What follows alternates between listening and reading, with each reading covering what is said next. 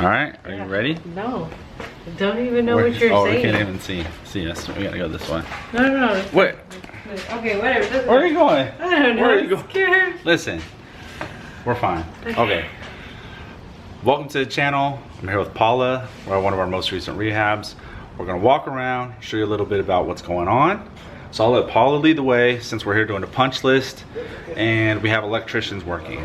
But this video is to focus on money, so I'm just gonna narrate a little bit while we go, but it's better than looking at us two, you're actually looking at a house. So we'll follow Paula, we'll walk the house, and I'm just gonna go ahead and talk. First and foremost, I consider myself kind of novice as far as rehabbing houses go. I think I've rehabbed maybe 6 or 7. I've owned probably 10, but I've rehabbed about 6 or 7. So I wanted to bring you guys some valuable information that will hopefully help you. At least it's helped me. So when it comes to finding money, I found that reaching out to my friends or my family is the best route, especially if you're just starting out. Now that might not be an option, and I'll get into some other options, but your friends and your family usually have a rapport with you. Hopefully it's good. Hopefully you guys have built some trust.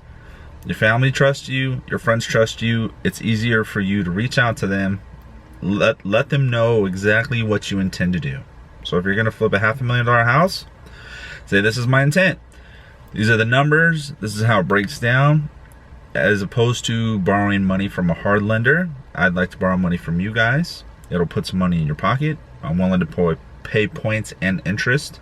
So be mindful of this. Like, you can't just borrow large amounts of money from your family or friends and expect to borrow it for free. My mentality is I'd prefer to borrow from people I know and pay people I know versus paying a bank or a hard money lender. Now, I do use hard money lenders in certain situations, especially for large acquisitions, because my friends and family just don't have that much money to lend me. So be mindful of that. Depending on what terms you guys agree on, be sure to be transparent with everybody. Say, hey, this is what I'm willing to pay. This is how I'm willing to pay you. This is the interest and points, etc., etc. A hard money lender, on the other hand, is only going to give you specific terms. You can't really dictate or negotiate terms with them. In some cases, you can get better terms if you do volume with a hard money lender, right? The idea is if you do 2s and 3 of these at a time, you're going to get a much better rate because the hard money lender is making more money off of you. And a hard money lender may be the only route for you to get money in order to flip a property, but they are going to want some collateral.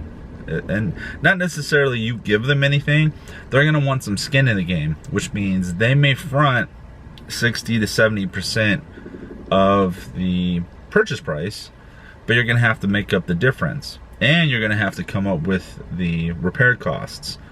So not only are you responsible for making up the difference of the acquisition, now you're responsible for coming up with the money to actually rehab the home. And this can be troublesome at times, because if you don't have a lot of money or have access to a lot of money, you're kind of in a bind. So be mindful of that. Depending on the terms the hard money lender gives you, they can be favorable, they can be not so favorable. And the terms will always fluctuate depending on the specific deal. So if you acquire a deal at 60% of loan to value, they're probably going to feel a little safer with lending you more money because there's some built-in equity into the property. And if they decide to foreclose or have to foreclose, they're probably going to recuperate the majority or most of their initial investment. Now, if you acquire a home at 70 to 75% of after repair value, they're taking more of a risk, so they're not going to want to front you a large amount of money, if that kind of makes sense, right? It's like any bank. If you go, let's get off the topic of flipping for a moment, and let's just talk about a home loan. So if you are in the market to purchase a home loan, first time home buyer program, 3.5% down, but you have to pay private mortgage insurance because the lender is taking more of a risk to lend you 96.3% of the purchase price, right?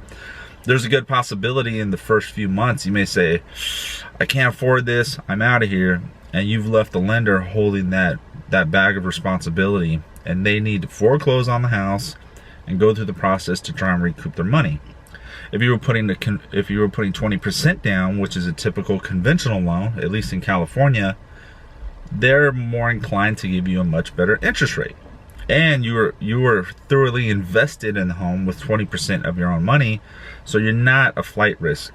So kind of, you know, two different topics, but the comparison is there, right? It's like you get more favorable terms when you are more invested into the home yourself, because they see that you were equally invested in seeing the success of that rehab. Now let's jump into another topic: how to find properties. Now this is pretty important, because if you're not locating properties to flip, you're not doing business. Considering myself, I'm self-employed, I need to do this on a constant basis, and it's kind of tough. I'll be honest with you. I'm trying to do 2s and 3s of these at a time, and unfortunately I'm only doing 1s at a time, and then I usually have a small gap in between each rehab before I acquire a new rehab and start the process all over. I'm in Los Angeles specifically, and if you're following the market, it's July 2021. We have little to no inventory. All the inventory that hits the market is being consumed by just about everybody for premium prices. So you can imagine trying to acquire a rehab at a discounted price in this market is extremely tough. So I market to a lot of agents, and not specifically market, but I network with a lot of agents in order to, you know, let them know what I'm looking for specifically. I canvass neighborhoods, and I market to specific properties that I identify visually. So I may drive a neighborhood and identify 10 to 20 properties, write the addresses down, go home and send them a letter and say, hey, I'm interested in pursuing your house. It looks like it needs some work. I'm a cash buyer. Are you interested in selling? My goal is to follow up with them on a constant basis.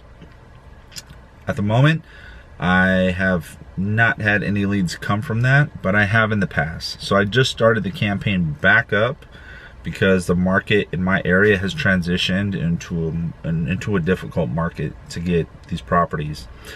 Door knocking was a big tool for me, and it was really successful because we're dealing with the whole, 2020 issue, and everyone's a little concerned about being in close proximity to everyone.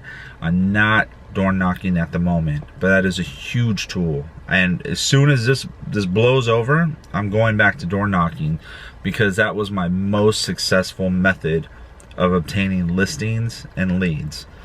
And I say that because back in 2008, when there were a lot of short sales happening, I was canvassing my neighborhood, and it wouldn't be uncommon for me to acquire at least 8 to 10 listings a year from just door knocking.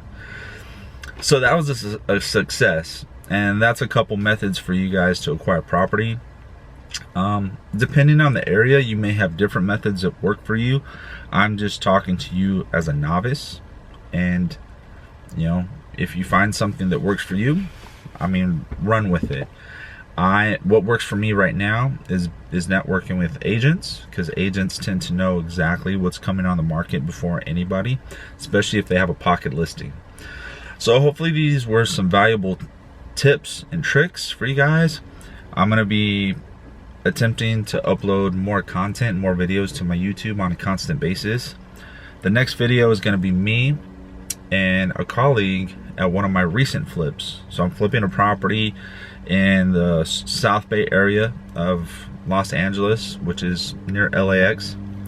I'll walk you through it, show you what's going on, talk a little bit about what we're doing, and hopefully I'll be generating some content on a consistent basis. So like, subscribe, share. If you guys have any questions or comments, leave them below, and we'll see you on the next one.